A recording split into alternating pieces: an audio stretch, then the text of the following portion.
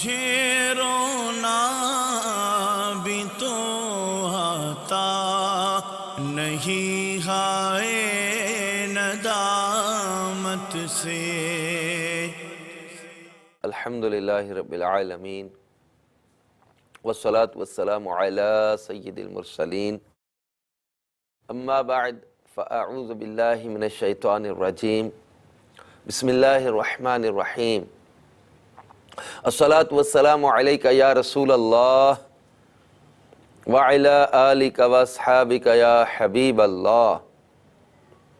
الصلاة والسلام علیک یا نبی اللہ وعلی آلک واصحابک یا نور اللہ۔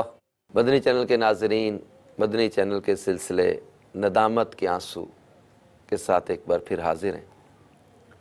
درود پاک کی فضیلت میں میرے آقا مدینے والے مصطفیٰ صلی اللہ تعالی علیہ وآلہ وسلم کا فرمان عالی شان ہے کہ جس نے مجھ پر 10 مرتبہ صبح اور 10 مرتبہ شام درود پاک پڑھا، اسے قیامت کے دن میری شفاعت ملے گی۔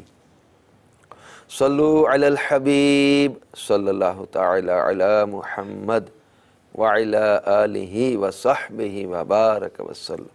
میٹھے میٹھے اسلامی بھائیوں اور مدنی چینل کے ناظرین، سرکار نامدار مدینے کے تاجدار صلی اللہ تعالی علیہ وآلہ وسلم کا فرمان روح پرور ہے، اللہ عز و جل کسی بندے کے گناہ پر نادم یعنی شرمندہ ہونے کو ملاحظہ فرما کر اس کے توبہ کرنے سے پہلے ہی اسے معاف فرما دیتا ہے۔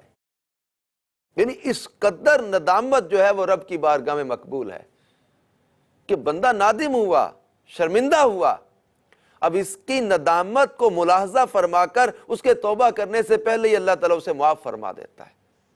الندم توبہ، ندامت توبہ ہے، شرمندگی توبہ ہے، اور جس کی آنکھ سے ندامت کے ساتھ آنسو کا قطرہ بہہ نکلے اس پر تو دوزخ کی آگ حرام کر دی جاتی ہے۔ ندامت گناہوں پر کاش نصیب ہو جائے، اور یہ ضمیر زندہ ہونا، انسان تھوڑا غور و فکر کرے، اپنے رب عز و جل کی نعمتوں پر غور کرے، اس کی عطاؤں پر غور کرے، اس کی کرم نوازیوں پر غور کرے، اور پھر اپنے حال پر غور کرے۔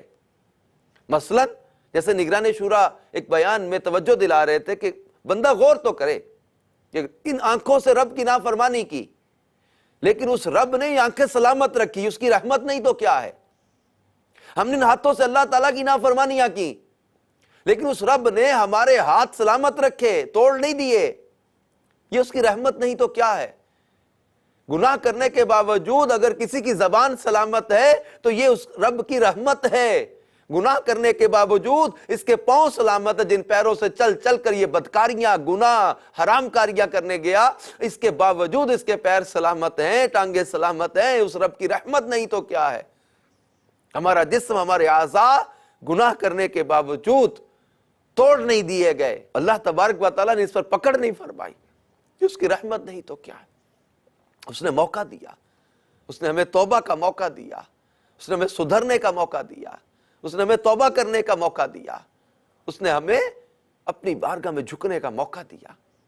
یہ میرے مدنی چینل کے ناظرین، شعبان المعظم کی بابرکت راتیں، یہ مانگنے کی راتیں، یہ توبہ کرنے کی راتیں۔ رمضان قریب ہے، اپنے آپ کو ستھرا کر لے، اپنے گناہوں پر نادم و شرمندہ ہو کر اپنے رب کی بارگاہ میں جھک جائیں۔ کتنے مزے کی یہ حدیث ہے کہ بندے کو نادم، شرمندہ ملاحظہ فرما کر رب تعالیٰ اس کے توبہ کرنے سے پہلے اسے معاف فرما دیتا ہے۔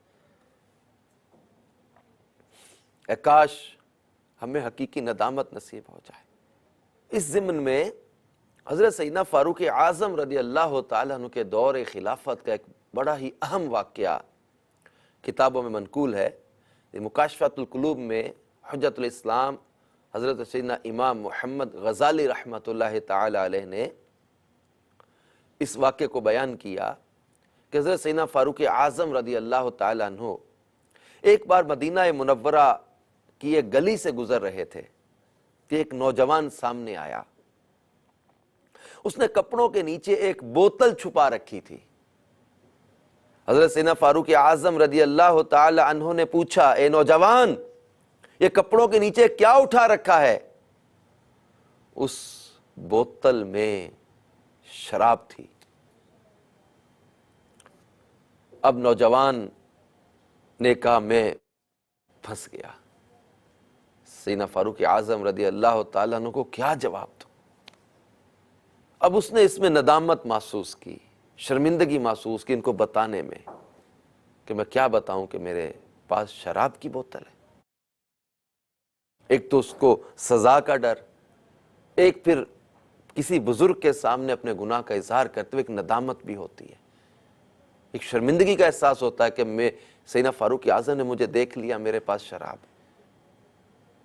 اب اس نے شراب بتانے میں شرمندگی محسوس کی اور اس نے دل میں دعا کی، یا اللہ عز و جل مجھے حضرت عمر فاروق رضی اللہ تعالیٰ عنہ کے سامنے شرمندہ اور رسوا نہ فرمانا، ان کے ہاں میری پردہ پوشی فرمانا، میں کبھی شراب نہیں پیوں گا۔ یہ ندامت کے ساتھ دل میں اپنے رب کی بارگاہ میں عرض کر رہا ہے، یہ ندامت ہے، شرمندگی ہے کہ مولا اب میں کبھی شراب نہیں پیوں گا، مگر مجھے سیدنا فاروق اعظم رضی اللہ تعالیٰ عنہ کے سامنے رسوا نہ فرمانا، ان کے سامنے شرمندہ نہ کرنا، میری پردہ پوشی فرما، میرے مولا میرے عیبوں کو چھپا۔ اس کے بعد نوجوان نے عرض کیا، یا امیر المومنین میں سرکہ کی بوتل اٹھائے ہوئے ہوں، یہ بوتل میں سرکہ ہے۔ حضرت سیدنا فاروق اعظم رضی اللہ تعالیٰ عنہ نے فرمایا مجھے دکھاؤ۔ اب جو کہ اس نے چھپا رکھی تھی تو مشکوک تو تھا، فرمایا مجھے دکھاؤ۔ جب اس نے وہ بوتل آپ کے سامنے کی، اب ڈرتے ڈرتے بوتل سامنے کر دی، اور جب سیدنا فاروق اعظم رضی اللہ تعالیٰ عنہ نے اسے دیکھا تو وہ واقعی سرکہ تھا۔ میرے مدنی چینل کے ناظرین، اپنے رب کی رحمتوں پر قربان جائیں کہ ایک بندہ دل میں اپنے رب کی بارگاہ میں رجوع کرتا ہے، میرے مولا مجھے اب رسوا نہ کر، اب میں آج کے بعد یہ گناہ نہیں کروں گا۔ اللہ تبارک و تعالی اس قدر اس کی اس ندامت کو قبول کر لیتا ہے کہ وہ شراب کی بوتل اس کو سرکہ بنا دیا۔ اس رب عز و جل کی رحمتوں پر قربان جائیں، اور رب عز و جل جس کی بارگاہ میں سچے دل سے توبہ کرنے والے رد نہیں کیے جاتے، جس کی بارگاہ میں ندامت کے آنسو ضائع نہیں جاتے، آئیے مدنی چینل کے ناظرین اسی رب عز و جل کی بارگاہ میں ہم بھی اپنے گناہوں سے سچی توبہ کریں۔ وہ رب عز و جل جس نے ہمارے عیبوں کو چھپا رکھا ہے، ہماری اس میں کچھ چالاکی، کوئی قابلیت، کوئی ذہانت، اس کا کوئی بندہ اگر سمجھتا نا کہ یہ اس وجہ سے ہے، اس کی بیوقوفی ہے، نادانی ہے۔ یہ رب عز و جل کی رحمت ہے جس نے ہمارے عیبوں کو چھپا رکھا ہے، اس کا کرم ہے کہ اس نے ہمارے عیبوں کو چھپا رکھا ہے، وہ ستار ہے، اس نے ہمارے عیبوں کو چھپا رکھا ہے۔ ورنہ کتنے لوگ ہیں جن کو اللہ تبارک و تعالی رسوا بھی کر دیتا ہے، جنہیں دنیا میں بھی ذلت اور رسوائی کا سامنا کرنا پڑ جاتا ہے، کتنے لوگ ایسے۔ لیکن ہمارے اتنے گناہوں کے باوجود اس رب عز و جل نے ہمارے عیبوں کو چھپا رکھا ہے، تو ہمیں کیوں احساس ندامت نہیں ہوتا؟ ہمیں کیوں شرمندگی کا احساس نہیں ہوتا کہ میں اتنی نافرمانیاں کرنے کے باوجود صحیح و سالم بدن اور جسم کے ساتھ ہنس کھیل رہا ہوں؟ اگر میرا رب ناراض ہو گیا تو میرا کیا بنے گا؟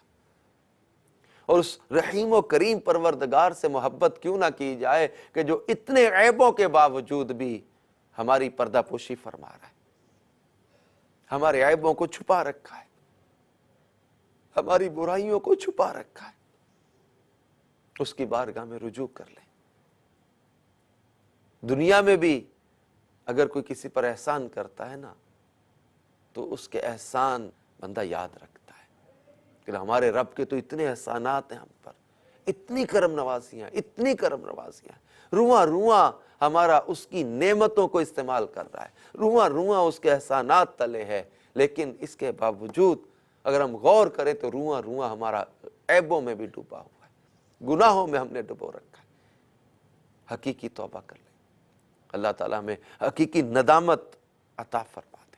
دعوت اسلامی کے مدنی ماحول کی برکت سے کتنے ہی بے عمل، فاسق، فاجر، شرابی الحمدللہ سچی توبہ کر کے مدنی ماحول سے وابستہ ہو گئے، دعوت اسلامی کے مدنی قافلوں میں سفر کر کے، ہفتہ وار اجتماع میں شرکت کر کے، کیونکہ یہاں جب اجتماعی دعا ہوتی ہے، رکت کئی عاشقان رسول پر طاری ہوتی ہے، تو ان کے آنسوؤں کی برکت سے پورے اجتماع پر بعض اوقات ایک روحانی کیفیت طاری ہوتی ہے، اور کتنوں کے دل کی کیفیتیں بدلتی ہیں، اور ان کو بھی اپنے گناہوں پر ندامت کا احساس ہوتا ہے، اور وہ بھی سچی توبہ کرنے میں کامیاب ہو جاتے ہیں۔ اللہ تبارک و تعالی ہمیں دعوت اسلامی کے مدنی ماحول میں استقامت اور اخلاص عطا فرمائے، اور حقیقی ندامت ہمیں نصیب ہو جائے، آمین بجاہ النبی الامین صلی اللہ تعالی علیہ وآلہ وسلم۔ مجھے رونا بھی تو آتا نہیں ہائے ندامت سے،